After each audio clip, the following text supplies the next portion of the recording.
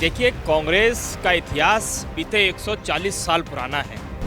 इतने कम शब्दों में और इतने तुच्छ शब्दों में जो समेटने का प्रयास करे, मैं समझता हूँ वो कांग्रेस की राजनीति का इतिहास नहीं जानता है।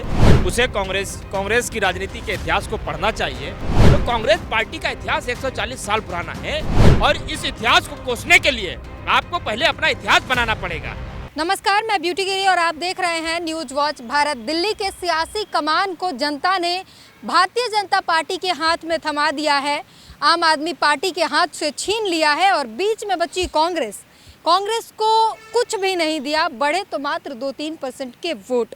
हमारे साथ इस वक्त बातचीत करने के लिए मौजूद है कांग्रेस के ही तेज तर्रार युवा नेता गोपाल तिवारी। सवाल आपसे ये है कि क्या इंदिरा गांधी की वो नेशनल कांग्रेस जो है अब उसकी यही इमेज रह गई है कि अपने साथ में घटक दलों के साथ लड़ेगी, उनके खिलाफ लड़ेगी और उनको हरा कर ही अपने जीत का परचम लहराएगी कि अगर अपने घटक दलों को हरा दिया, बदला ले लिया, हम जीत गए। इससे ज़्यादा और कुछ नहीं बचा कांग्रेस के लिए। देखिए, कांग्रेस का इतिहास बीते 140 साल पुराना है और 140 साल पुराने इतिहास को इतने कम शब्दों में और इतने तुच्छ शब्दों में जो समेटने का प्रयास करे, मैं समझता हूँ वो कांग्रेस की राजनीति का इतिहास नहीं जानता है। उसे कांग्रेस की राजनीति के इतिहास को पढ़ना चाहिए। कांग्रेस के तमाम वो लीडर जिन्होंने इस हिंदुस्तान में बड़े बड़े विजन देखे, न सिर्फ देखे बल्कि उनको पूरा भी किया। इस वक्त आप जिस चुनाव की मुझसे बात कर रहे हैं, उस चुनाव में हमारी पार्टी की एक लंबे समय तक मुख्यमंत्री रहीं स्वर्गीय शीला दीक्षित जी, जिन्होंने दिल्ली को दिल्ली बनाया। वो आधुनिक दिल्ली की शिल्पकार बनी। उन्होंने एक रूपरेखा दिल्ली की खींची, तब जाकर के दिल्ली में मेट्रो से लेकर के तमाम फ्लाईओवर से लेकर के दुनिया भर की ऐसी चीज़ें जो दिल्ली में उन्होंने बना करके दी और दिल्ली इतनी खूबसूरत बनी। उसके बाद ही दिल्ली की चर्चा पूरी दुनिया में होने लगी। और शीला दीक्षित एक ऐसी नेता थी जिनकी बुराई करने से पहले भारतीय जनता पार्टी को भी 100 बार सोचना पड़ता था। आम आदमी पार्टी जो सत्ता में 10 साल रही और आज वो कहाँ है मुझे बताने की ज़रूरत नहीं है, वो भी बुराई करने के लिए जब सोचते थे तो शीला दीक्षित का नाम लेने से पहले 100 बार उनको अपने गिरेबान में झांक करके देखना पड़ता था। डॉक्टर मनमोहन सिंह जी को जब वो आलोचना करने की मन में अपनी ठानते थे, उससे पहले 100 बार उनको सोचना पड़ता था। तो कांग्रेस पार्टी का इतिहास 140 साल पुराना है और इस इतिहास को कोसने के लिए आपको पहले अपना इतिहास बनाना पड़ेगा। आपको वो सब काम करने पड़ेंगे जो कांग्रेस ने इस देश के लिए किए। लेकिन जमीन पर यही दिख रहा है कि हरियाणा का बदला ले रही है कांग्रेस ने। हरियाणा का बदला दिल्ली में लिया, कहा कि तुमने हमारी आती हुई जीत को तुमने बीच में अड़ंगा डाला, अब तुम्हें दिल्ली से हम सफाया करेंगे, भले ही वो बाजी बीजेपी के हाथ में चली जाए। कई तरीके के सवाल हैं जो लगातार सोशल मीडिया से लेकर के अलग अलग तरीके से उठाए जा रहे हैं। सबसे पहला सवाल ये उठाया जा रहा है कि हरियाणा का बदला दिल्ली में कांग्रेस ने ले लिया। भाई, हम क्यों किसी से बदला लेंगे? हम कोई एनजीओ तो है नहीं। हमारी जिम्मेदारी नहीं है किसी को हराने और जिताने की। हमारी जिम्मेदारी है अपना चुनाव ज़बरदस्त तरीके से लड़ने की। कांग्रेस ने दिल्ली में ज़बरदस्त तरीके से चुनाव लड़ा, हम सीटें नहीं जीत पाए। उसके लिए हम चिंतन मंथन कर रहे हैं और उस पर क्या कर सकते हैं, कैसे हमारा ऑर्गेनाइजेशन और मजबूत हो सकता है, बिल्डअप हो सकता है, कहाँ कमियाँ रही, हम उस पर अपना मंथन कर रहे हैं। लेकिन घटक दल इंडिया गठबंधन के घटक दल थे ना दोनों।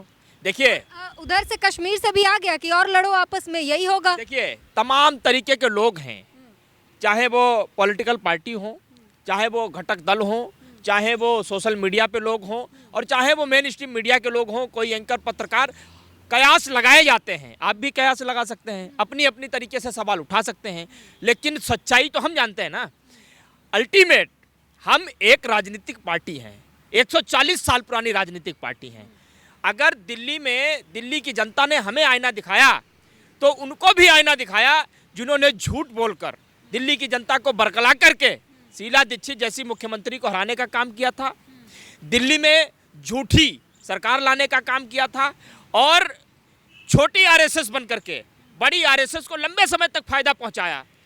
एक समय आया जैसे समुद्र में जब बड़ी मछली बहुत ज़्यादा पावरफुल हो जाती है तो छोटी मछलियों को निगल जाती है, ऐसे ही बड़ी आरएसएस नामक मछली जो थी वो छोटी आरएसएस नामक मछली को निगल गई। लड़ाई ये विचारधारा की है और ये भी तय हो गया इस देश में कि छोटी भाजपा बनकर के बड़ी भाजपा को नहीं हराया जा सकता है। ये बहुत बड़ी वैचारिक लड़ाई है। इसलिए मैं आपको कह रहा हूँ, हमारा काम किसी को हराने जिताने का नहीं है। जो लोग ये कह रहे हैं कि हम साथ मिलकर के लड़े होते तो परिणाम कुछ और होते, क्यों लड़े होते भाई साथ मिलकर के? हमें अकेले लड़ना था, हम अकेले लड़े। हमारे जितने भी कार्यकर्ता थे कांग्रेस पार्टी के, उनमें ज़बरदस्त तरीके का उत्साह है, अपनी दम पे लड़े, अपना वोट शेयर हमने बढ़ाया। वो अलग बात है कि जहां हमें जीत हासिल करनी थी वहां जीत हम हासिल नहीं कर पा रहे। उसका सबसे बड़ा कारण है कि हमारे ऑर्गेनाइजेशन में, मुझे ऐसा लगता है, कहीं ना कहीं कमी थी, कमजोरी थी। जब तक निचले स्तर तक, चाहे वो बूथ हो, चाहे वो मंडल के हमारे पदाधिकारी हों, चाहे ब्लॉक के पदाधिकारी हों, जब तक उस लेवल तक हमारा ऑर्गेनाइजेशन मजबूत नहीं होगा, तब तक हमारा शीर्ष नेतृत्व कितनी भी कोशिश कर लेगा, उसकी पूरी मेहनत बेकार जाएगी। मुझे लगता है कि दोबारा नए सिरे से मुझे अपने ऑर्गेनाइजेशन पे काम करने की ज़रूरत है। एक एक कार्यकर्ता को पुनः जोड़ने की ज़रूरत है और 5 साल का समय है हमारे पास। दिल्ली की जनता कांग्रेस के खिलाफ नहीं है, वो आम आदमी पार्टी के खिलाफ थी। आम आदमी पार्टी के खिलाफ ही उसने मत दिया। बीजेपी इस बात को लेकर के खुश हो रही हो कि मैंने जीत दर्ज कर ली, मैंने जनता का दिल जीत लिया। नहीं भाई, दिल्ली की दुर्गति में बीजेपी और आम आदमी पार्टी दोनों का हाथ था।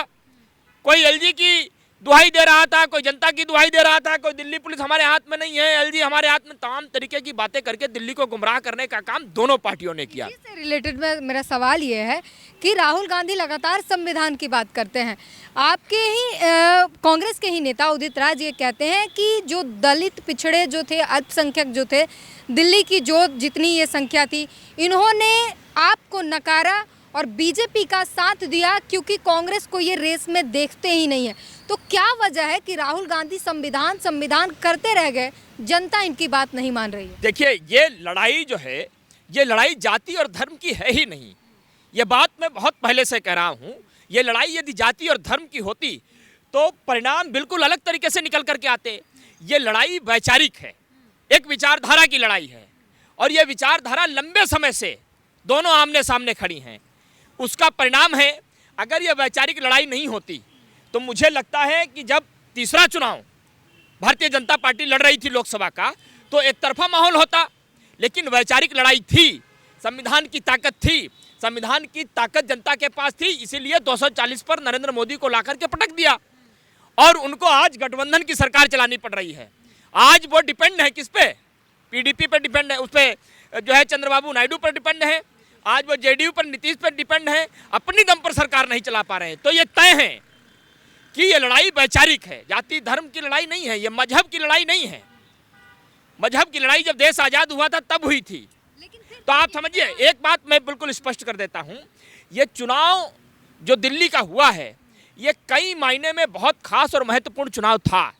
जो लोग ये समझते थे कि हम ही सब कुछ हैं, हमारे अलावा और कोई कुछ नहीं है, हमें कोई हरा नहीं सकता है, हमें कोई नुकसान नहीं पहुंचा सकता है, मुझे लगता है कि दिल्ली की जनता ने बहुत कुछ स्पष्ट तरीके से दिखा दिया।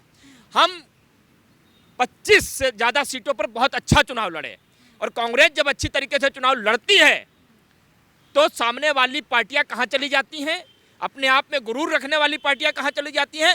यह शुरुआत मैंने इसी से किया था कि क्या वो कांग्रेस जिसका एक समय पर पूरे भारत पर राज हुआ करता था, वो कांग्रेस सिर्फ ये सोचकर अब खुश है कि हमें धोखा देने वालों को हम नहीं छोड़ते, भले ही बीजेपी राज करे, वो उनका पत्ता काट देते। हमारा काम था तरीके से चुनाव लड़ना, हमने तरीके से चुनाव लड़ा, और मुझे आपको स्वीकार नहीं किया, ये तो मानना पड़ेगा। मुझे खुशी है इस बात की ना, जनता ने हमें वोट शेयर बढ़ा करके दिया।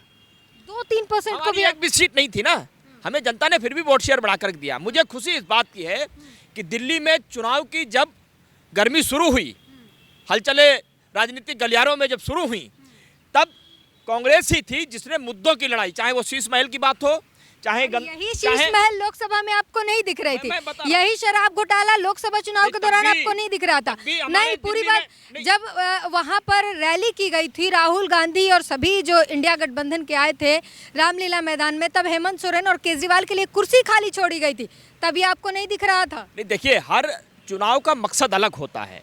मुझे लगता है कि जिस तरीके से और जिस रैली की आप बात कर रहे हैं, उस समय यहाँ के चुने हुए मुख्यमंत्री जेल गए थे। अगर कोई किसी की पॉकेट मारता है तो उसका एक दंड होता है, नियमित उसको सज़ा दी जाती है, उसको फांसी पे तो नहीं लटका दिया जाता है। तो मुझे लगता है देश की संस्थाएं सीबीआई हो चाहे ईडी हो, इनका उपयोग राजनीतिक तरीके से अपना राजनीतिक प्रतिशोध लेने के लिए किया जाएगा तो हम अपने सहयोगियों के साथ खड़े होंगे। और मुझे लगता है उस समय हम खड़े हुए और उसका परिणाम देश के सामने था। लोकसभा में हम अच्छी खासी सीटें लेकर के आए, हमने भारतीय जनता पार्टी को 240 सीटों पर रोक दिया, लेकिन उस समय भी दिल्ली की राजनीति में दिल्ली के खिलाफ जिस तरीके से आम आदमी पार्टी ने अपना रवैया अपनाया हुआ था, तब लोग उनके खिलाफ खड़े थे, कांग्रेस के लोग उनके खिलाफ खड़े थे। और उसके बाद चाहे शीश महल हो, चाहे यमुना जी की बात हो, चाहे पानी की बात हो, हर मुद्दा किसने उठाया? कांग्रेस ने, बीजेपी ने नहीं उठाया। हम लगातार लड़ाई लड़ते रहे और उसी मुद्दों को केंद्र में रख करके ही दिल्ली का चुनाव लड़ा गया और दिल्ली की जनता ने उन मुद्दों को समझा भी। वो अलग बात है कि हमारी सीटें नहीं निकल पाईं, लेकिन आम आदमी पार्टी को उनकी नाकामियां दिखाते हुए आम आदमी पार्टी के खिलाफ में जनता ने वोट डाला।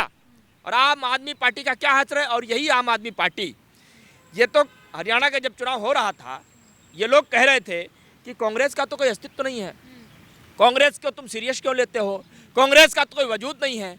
तो कांग्रेस की हैसियत क्या है, कांग्रेस की ताकत क्या है, मुझे बहुत ज़्यादा डिफाइन करने की ज़रूरत नहीं है। इसी से संबंधित दो सवाल हैं मेरे आखिर में। एक तो आने वाले समय में उत्तर प्रदेश में चुनाव है, तो क्या आप लोग ये भी संदेश दे रहे हैं, क्योंकि अखिलेश यादव ने अरविंद केजरीवाल के साथ रोड शो किया था, प्रचार किया था, क्या इनडायरेक्टली आप लोग ये संदेश दे रहे हैं कि अगर हमारे साथ मिलकर नहीं लड़ा तो हम तुम्हें बर्बाद करने पर तुल जाएंगे? और इसी के साथ ये आप भी वादा करते हैं कि इंडिया गठबंधन से छोटी भाजपा और बड़ी भाजपा, जिसे आप कह रहे हैं छोटी भाजपा आम आदमी पार्टी को निकालने की मुहिम छोड़ेंगे इंडिया गठबंधन से? देखिए, मैं बहुत ज़्यादा तो कुछ नहीं कह सकता हूं, लेकिन इतना ज़रूर कह सकता हूं कि दिल्ली में स्वर्गीय शीला दीक्षित के खिलाफ जिस तरीके का जहर इन लोगों ने मिलकर के फैलाने का काम किया था, दिल्ली की जनता ने उचित इनको दंड भी दिया और इनको जवाब भी दिया। और धीरे धीरे ये लोग समाप्ति की ही ओर जाएंगे। विकल्प इस देश में सिर्फ एक ही बचेगा, आरएसएस से लड़ने का और बीजेपी से लड़ने का विकल्प सिर्फ एक ही होगा, और वो विकल्प होगा कांग्रेस। और ये पूरा देश जानता है। लोकसभा में स्पष्ट रुझान भी दिया, महाराष्ट्र चुनाव हम हारे, लेकिन एक लोकसभा सीट पर कांग्रेस ही चुनाव जीती। तो दो तरीके की चीज़ें इस देश में चल रही हैं। एक तरफ इस देश की जनता अपनी लड़ाई वैचारिक स्तर पर लड़ रही है, और एक तरफ वो लोग हैं जो उस विचारधारा को कहीं पीछे छोड़ करके इस देश को लड़ाने में, देश को बांटने में, जाति, धर्म, नफरत, मजहब, इन सब चीज़ों का इस्तेमाल कर रहे हैं। तो कोई भी लड़ाई जब वैचारिक होती है तो बहुत लंबी लड़ी जाती है, बहुत सी कुर्बानियाँ उसमें दी जाती है। और चुनाव जब लड़े जाते हैं, चुनाव या तो जीतने के लिए लड़े जाते हैं या हारने के लिए लड़े जाते हैं। तो हमने चुनाव बहुत मजबूती से दिल्ली में लड़ा, और आने वाले समय में उत्तर प्रदेश में हम और ज़्यादा मजबूती से चुनाव लड़ेंगे, बिहार में उससे भी ज़्यादा मजबूती से चुनाव लड़ेंगे।